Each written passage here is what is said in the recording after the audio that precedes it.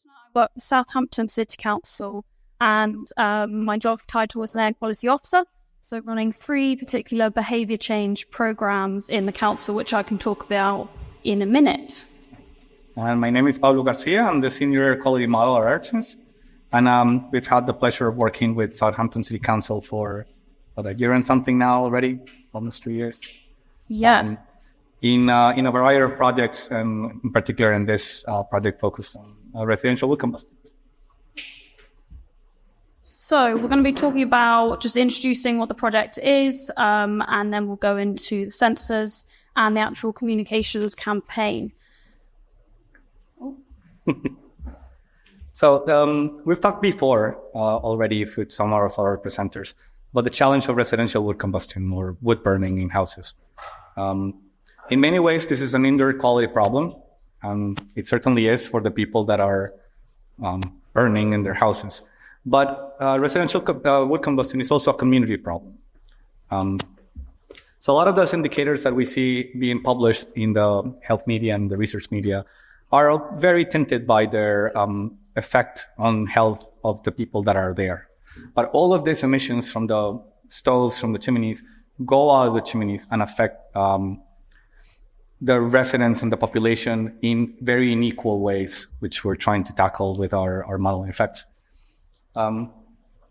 It's a very big problem in the UK, more so than most people think, in part because of very good things. There's a lot of other sources of particle pollution that have seen drastic reductions over the previous 30 years. But as we tackle those sources, for example, traffic, we've seen great reductions in the past years.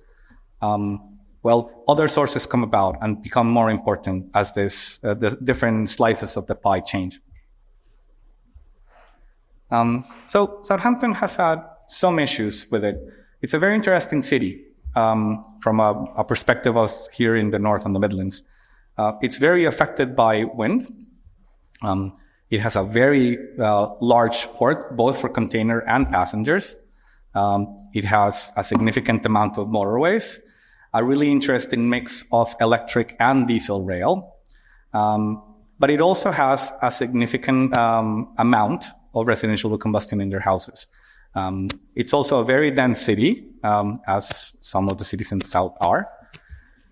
And as I said before, although a lot of the effects of residential combustion are local in nature, or like even hyper-local, or like the people in the living room, they also have a very important regional or neighborhood scale capacity, which is the problem that we're trying to tackle here. So now I'm just going to introduce a bit about the campaign. So the campaign was started in 2020 from a successful DEFRA air quality bid. And it is delivered primarily by Southampton City Council, but we work with other local authorities in the area. So we work with Winchester, Eastleigh Borough Council, and the New Forest District Council. So it's a real collaboration between the local areas.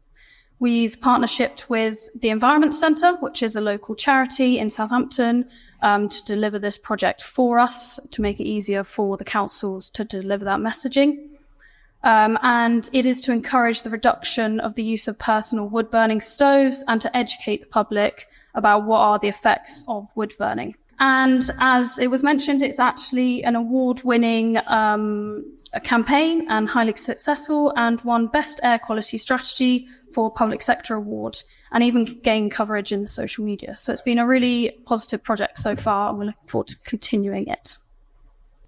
From the part of EarthSense, we've partnered with Southampton City Council in 2 different aspects. One is the monitoring campaign by deploying our several air quality sensors in the city, and also by deploying our MappAir for source apportionment air quality modeling. We have deployed 8 monitors in the area. There's also an additional amount of monitors in the neighboring communities that have been working with us, but there's 8 inside the city of Southampton. We've also deployed our MappAir air quality model, and we're delivering all of this information both to the council and to the public in Southampton using the MyAir platform, both with the practitioner portal and with the public portal. Some of the things that we have observed from our monitoring is that during heavy periods of wood burning, especially which we mostly see during the winter. But when winter combines with adverse weather, we see that PM 2.5 levels, ambient 2.5 levels in the outdoors can triple during these periods. But we've also seen positive change. There's been an increase in uptake in more modern, more efficient wood burning stoves, and people moving away from burning in traditional fireplaces. These kind of stoves produce a significant reduction of 1% of emissions per appliance, which is not a lot, but if you combine it, like this is a decrease combined to other stoves. If you compare it to a fireplace, the decrease is much larger. So a bit about the geography of the network. So the total network is 18 Zephyrs. Out of those, 8 are operating inside Southampton. But since we need to have some sense of the impact that the city of Southampton has as neighboring communities and the other way around, we have installed another further 10 around. Since our project is mostly tackling residential wood combustion, these monitors are located in residential areas. And what we want to do is gather localized PM 2.5 monitoring. So these are not designed to be background type monitors or traffic.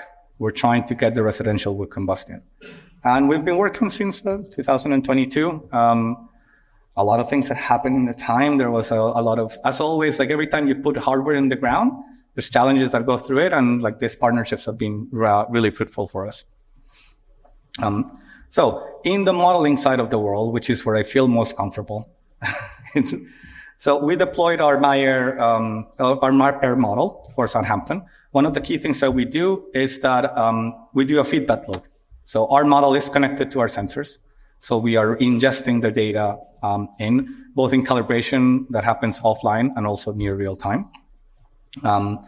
And one of the big advantages that we were trying to do with this is that we were trying to tackle the problems that happen with air quality at the neighborhood or sub-neighborhood scale, like a really small scales. So our model is being operated at 10 by 10 meter resolution per pixel, which allows us to differentiate, for example, what happens inside a neighborhood park compared to what happens in the streets across. Like that's the kind of level of precision that we're trying to tackle here. And one of the reasons why this is so important is because, as we mentioned earlier, some of the particles that are generated by residential combustion are really large in size. They settle really quickly. So the characteristic length of the process, it's not in the scale of hundreds of kilometers like we would get with like nanoscale particles. It's in the tens or hundreds of meters. So we're tackling this very small information.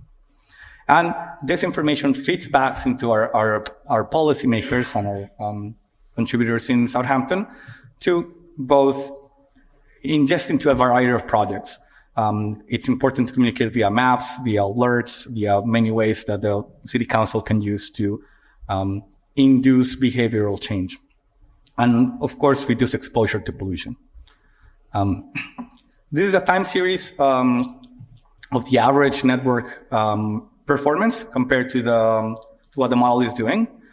We're doing really well in our stats. We have about 4.14 micrograms of RMSE for the whole year.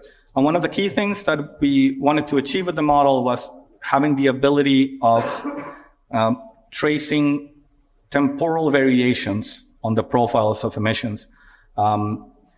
It's not that there's a lot of summer in Britain, per se. As a person that like I was born in the tropics, I'm from Colombia, so like the weather here feels wet. But during the one dry period in the season, we see the whole air quality network change drastically in its behavior. And our model is able to track it really well during the summer. And in the two edges in the winter, we see big spikes that are generated by adverse pollution or like very cold days where people burn more and these things that work together. But the key part here is that even during the winter periods, both at the beginning and the end, there's a lot of variety. There's a lot of variability because of the weather. Southampton has very interesting weather, being in the English Channel, high-speed winds, pollution blowing in from France, and other weird things that we're able to capture really well with really good stats. So we're really happy about it, and that makes us very confident in the rest of the results, which are a bit more experimental. So one of the things that we wanted to do with our model was being able to split the pie of who's contributing. And one of the things that surprised us the most is that, well, a lot of things seems not to be coming from Southampton, but from farther away, from farther afield. Particles of PM2.5 can travel really far and change chemically on their way a lot. And the other thing that surprised us a lot, well, in a way it surprised us, but it didn't. I mean, that's why we did the project. Well, a big chunk of the local contribution is residential wood combustion. Here are two different sites. On the audience right, there's a port site. And as expected, well, there's no dwellings there. We barely see any residential wood combustion. It's really hard to see, but you can see some speckles of green. That is like the local activity in the port. The rest is blowing in from the sea. Well, if you look at different parts of the city, we call this city center, but it's really, it's a neighborhood area, a residential area in the edges of the city center. That's just the name of the site.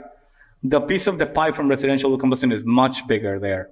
One of the things that we're trying to point out better here is we need to determine with less uncertainty what's the contribution from traffic. Our current modeling results are telling us that it's very small, but this is also biased by what we were trying to measure with our sensors. Our sensors were deployed in residential areas that tend to be much less traffic. So I'm not super surprised that the traffic contribution is low. I'm surprised that it's this low. If we see this on a map, you can see that there's some logic to this contribution pies. This is the worst month of the whole year. Both the worst air quality and where the biggest contribution that we see from local RWC. And one of the key things that we see is that side, 1328, that's the port side. It's very industrial, and most of the pollution is being blown into the port. Well, the more residential the area, the more we see the big pie from residential wood combustion, with some noticeable differences. 1396, it's smack in the middle of Southampton Common, which is one of the biggest public parks in the UK. And it's far away from houses and traffic enough that it almost behaves like rural background. It's an incredible site. It also has really interesting behavior during the summer because there's a lot of barbecue smoke on it that it really threw us a curve when we first saw the data. Because it was like, well, that looks like we have 6 months moved around. So that was a very interesting result as well. And it's one of those sources that ends up being really important, but that we're not really working on right now, either from like in the science perspective and the policy perspective. And the other site, 1136, it's also very special. That site is in a hospital. The hospital is surrounded by residential area, so it does have some contribution, but since in the middle of the hospital is far enough away from these dwellings so that the contribution becomes significantly lower. Again, the key thing for us here is that we're pretty certain about the contribution for RWC. We are pretty certain that the size of those slices of the pie are pretty realistic. The one that we're not very sure about is the rest of the pie. Currently, my impression, like our scientific impression, is that there is a significant amount of local pollution from other sources that it's not being correctly accounted. So what is the path from here? We are currently working with the European Union Horizon 2020 project, where we are one of the leading institutions of the Net for Cities campaign, where we're going to deploy instrument-based source apportionment techniques like X-ray diffraction and a bunch of other similar techniques to actually try to determine what's happening with the local contribution in Southampton. And is it true that it's all from far away? I'm pretty sure the result is going to be no. But until we have hard data from the ground, it'll be very difficult to pinpoint how big the green slice on those pies should be. However, for the objectives of this current work, which was entirely focused about residential wood combustion, we got very good results from our modeling exercise. It matches the measurements from our networks very well, and we're very happy with the performance. And we're also very happy with the ways that we've been able to communicate these results to the local population. So part of the EarthSense tech stack is the MappAir public portal. And this is fully integrated with our modeling and our sensor platforms. And one of the things that we've done here is that a lot of the sensor networks that exist have produced a lot of very useful data, but it's very difficult to communicate it to the general public or even to the practitioners themselves. But the data can be very locked. So we work really tightly with Southampton City Council to provide a solution where they could have access to the data very easily and do the work that they need to do with it. But also, we designed together a solution that is like a restricted version of the practitioner's portal that's been able to be accessed by all the people in Southampton. If we want people to change their behaviors and to improve their behaviors and reduce their emissions, they need to be aware of what's going on, which is one of those things that makes the project that we saw before with air quality in schools be so valuable. This is our way of trying to do something similar to that, give it the information to the people so that they know what they're being asked to change their behaviors. So for the policy side, Amber is going to tell us what they did with all of this data that we provided for them. Perfect. Thank you. Yes, I'm going to be talking about the communication side and the behavior change side of the project. So we have certain messaging that we use to engage residents, and these are in 4 different topics. So we have burn less, reduce burning where possible, keep stoves and fires for particularly cold weather. We have burn cleaner, which is burn cleaner fuels, such as smokeless or authorized fuels, and dry seasoned wood is very important. We have burn better, use efficient appliances, and don't shut off the air, allow temperature to drop. Burn different, if possible, could you switch to a lower emitting heat source like radiators? So instead of giving out a message that is stop or do not do it, we understand that everyone is different. We have a lot of different residents in Southampton. So we go with a slightly soft approach, that is the burn less, burn cleaner, burn better approach. As I mentioned, the Environment Centre do run this campaign for us, so they are the ones producing these communication materials. And it has been successful all over the Hampshire area, mainly Winchester, New Forest and Eastleigh. And we have an average of 10,000 engagements across social media per quarter, which is quite a lot. The campaign also is estimated to save around 8.6 tonnes a year of PM 2.5 due to residents burning less or burning better. And of course, we know, as I said, everyone in the area is different, and some residents do rely on wood burning for their primary heat source. So that's something that's quite challenging when putting out messaging, and we do have to take into account it is not often these people that we are targeting. We're targeting the people that are burning wood because it looks nice. For leisure. Yeah, for leisure, for fun. And it's not the people that need it for warmth, but the Environment Centre do run an affordable warmth campaign, which is really beneficial for us. So when they're going to events, they bring both hats. And if there are people that do need to heat their home via wood burning, they are offering grants to households for first-time central heating. So bringing along that side is really important in this campaign. So some of the different communication material that's been produced, we've had social media posts. So on the right is an Instagram post, Instagram, Facebook, Twitter, emails through councils, a lot of different ways we can spread this information and raise awareness and education around the wood burning campaign. The Environment Centre create these posts and create this material, and then the local councils will share this out in the ways that they feel appropriate. We also on the left have our very new Vox Pox, which was created very recently in a Hampshire city on the street. It was asking different residents and people about how they feel about the effects of wood burning and different questions to try and get some interesting reactions. And it definitely did get that. A lot of people were quite shocked when they learnt how harmful to health wood burning was, because everyone assumes transport is always the biggest thing. So that's an interesting one to watch. And tech also assists the local authorities with any questions or comments, because we get a lot of comments on social media from different people, not all positive. So they assist us to tackle those questions and comments so that we steer people to the right information and raise their awareness. And the Environment Centre do have a website with everything on so people can investigate more. And they also answer emails from anyone that would like to know more. Something that also has been done in the past is conversations with businesses. So going into local wood burning stove businesses and trying to encourage them to also give out this burn better, burn cleaner messaging. So that if we can't stop them buying a wood stove, if they're going to do it anyway, can they at least buy the correct wood or choose a stove that's more efficient?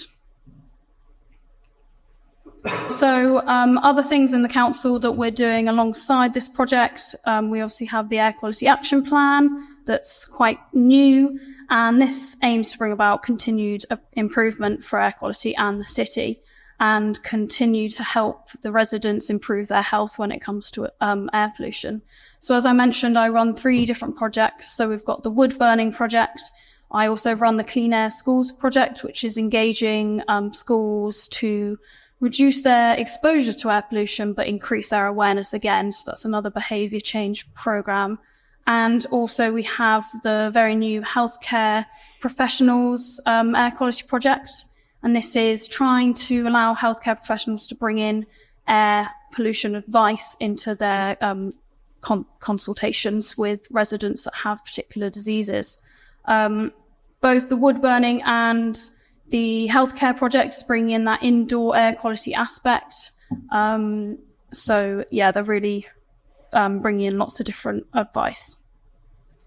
We also have the smoke control areas in the council, which we're hoping to utilise new funding to do more in terms of smoke control areas. It's quite a hard thing to enforce in the city, and finding time in officers, increasing workload is always quite a struggle. So the new funding hopefully will be able to assist with officer time to be able to enforce those more in the city. And I think some of the monitors are placed in smoke control areas. That really helps us to look at that and improve that side of things. Perfect. Thank you.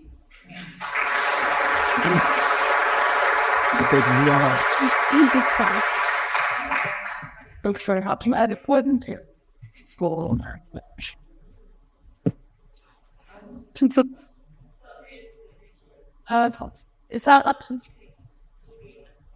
Oof. I was interested in that you were talking about that kind of long-range transport that you haven't really attributed yet. Do you think Southampton will have a big sea spray contribution, and is that something you expect to see in your PM data? Southampton has the Isle of Wight. Thank you. That island is in front of Southampton and kind of blocks the English Channel, the English Channel from Southampton. So any amount of sea spray that would be there, it's either crossing a significant amount of land or being produced in the port area itself. Both are likely going to be contributors, since the wind speed in Southampton tends to be very high. But again, it's hard to tell as of now. We need to do the spectral analysis first to figure out if we have enough sodium ions on the actual dust. It is unlikely to be a really big chunk of the pie if you compare it to other seaside communities that are exposed to longer amounts of ocean in front of them at higher speeds, like, for example, the west coast of Ireland would be. So the places in the world where we're seeing the biggest contributions tend to be, for example, the northeastern United States. That's like right in the middle, hidden in front by the jet stream, or the South Pacific Ocean, where you see like the highest speeds. So we'll see once we have the actual measurement data. But yeah, the more we reduce local sources, the bigger that one will be as a piece of the pie. Actually, that's what the regional scale modeling is telling us, that depending on the wind, on the conditions of the wind, there's significant transport from continental Europe into the south of the UK. Here in the north, we normally see things happen in the other way around. Like when you have the big gyre going the opposite way, you get stuff from the North Sea on it. But it's those things, those behaviors change every day that you look at the maps, like the wind is pointing in a different direction. So it's kind of hard to make a generalized statement through the whole year. But Southampton is pretty close to France, so. Thank you. Yeah, thanks very much. I found that fascinating. Having grown up in Southampton, I was trying to pinpoint the bits of the maps and so on. And I really love the data approach. It's brilliant what you're doing. My question was for Amber about the public messaging. So yeah, I like and by the way, I've just checked in with my parents about whether they've spotted your messaging or not, so I'll report back. Yeah, I like the messaging that you got, but I did wonder, had you thought about doing burn cheaper as well? Because the evidence, I think, from Global Action Plan suggests that unless you've got your own pile of wood to be burning from your back garden or whatever, that in almost all other cases, it's going to be more expensive to burn wood. But I noticed you didn't include that. Thanks. Yeah, really good point. So the expense part of it, we do bring into all of the messaging. So any of the social media posts, there will be it's bad for the environment, it's actually cheaper, or it's actually more expensive to burn wood. So we do have brought that in, not in the 4 points, and maybe that could be a part where we add, I think if you add too many, it probably dilutes the message, but it could be a way of bringing that in more clearly. Again, with the Vox Pox that we did ask that question, and people were very shocked to actually hear that it does cost more, but you're right. If you don't have your own woods where you can go chop down your tree, and it's not really going to save you money. So yeah, really good point. We also had some significant concerns at the beginning of the project. We were afraid that we were going to see a lot of combustion of non-firewood, like for example, pallet wood. And on the most deprived communities during the energy price hike crisis of 2 years ago. Fortunately, at least in the network in Southampton, in the measurement, we didn't see a significant spike in the most deprived neighborhoods during it. But it was a big concern, and it seems to have happened in other places in the country where construction wood or pallet wood was burned during the energy crisis. Hi, Jessie May from Edmore Environmental. I was just curious how you undertook the source apportionment. Did you do this with the Zephyr? The Zephyr is part of the system. So we take the Zephyr data and it gets ingested in the model as part of the mix of inputs that go into the model. Unfortunately, it's kind of our secret sauce, so I can't really tell you how we do it. But the information from the Zephyr is a critical part of the validation. One of the reasons why we have confidence in our way of slicing the pie is because the total amount that we get from the Zephyrs and that we compare to AURNs, we're hitting it right on the money. Like we have 4 micrograms of AURN for the total. So if the sum of all of our sources is hitting the total just right, that gives us a lot more confidence that our individual pies are correct. But how do we get those sizes of the pie?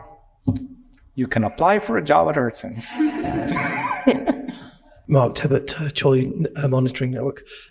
Given that Australia have proposed outright bans on wood burning some areas of Australia because there's no safe level of PM2.5 exposure, do you think we'll ever start seeing bans in the UK? I don't know, is the honest answer.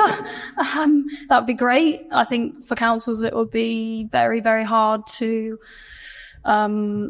enforce and look after. I mean, it's already hard to enforce smoke control areas. The biggest thing we do when we get a complaint is send out leaflets to that area. But it's very hard when someone reports something to immediately go out and find them. So, yeah, I mean, that'd be great, but I don't see... I'm just wondering if your messaging of burn cleaner is delaying the inevitable, that's all. Yeah, I guess being councils, you have to be quite picky on what messaging you use and not to upset local residents, especially those who do need to burn wood. So going with the softer messaging, we're trying to increase the messaging to go a bit harder. Some councils are okay with that, some aren't. So it's about getting the right balance. Another key issue with that is that you might get into GDPR concerns if you try to do that, because there's a lot of individual person data protection systems in the European Union and in Britain as well. So if you had a system, a magical, fantastic system that you could target individual dwellings to see that they're burning, that might be a violation of GDPR. So it's you're getting to some issues with that are interesting and complex when you're processing the data for all this. Once you start targeting individual people for your policy measurements, you're in hot waters. Really interesting presentation. Question for Amber, the healthcare professionals air pollution project sounds really interesting. Just wondering what the end point is with healthcare professionals giving advice on, say, indoor air quality. Are you kind of linking into local services that can then, say, go into the home and fix an appliance that might be causing the pollution, the symptoms that they're presenting with? Yeah, so the healthcare professionals currently is a project where we are training these professionals. They become clean air champions, and they attend several training sessions to learn more about air pollution, because actually a lot don't know as much as, say, scientists or researchers.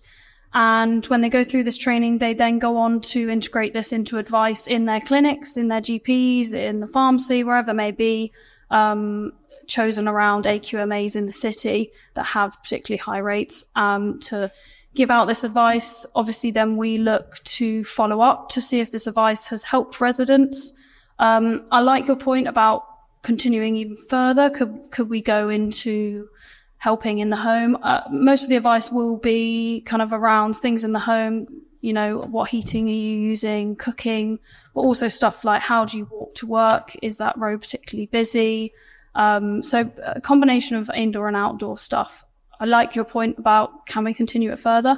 Hopefully something, if we were to get more funding, then we could extend that, yeah. How did you find encouraging local authorities to put out a message that is separate to the DEFRA Better Burn campaign? And was there any pushback on looking to do something local rather than promoting information that's kind of authorised by central government? So I think it's similar messaging. Obviously, the local authorities have joined this project because they would like to share information and like to share messaging about this. So all in all, they have been supportive. We have had issues, as we've said, with backlash, not even from residents, but actually internally. Some councillors or even higher up have said, oh, why are we giving out this messaging? It's not fair. But I think as we work more and more with people that aren't directly involved in air quality in the wider residents or community, once they understand it a bit more, it is a lot easier for them to understand why we're putting out this messaging. And as you know, it isn't stop, it's a softer messaging. I hope that answered your question.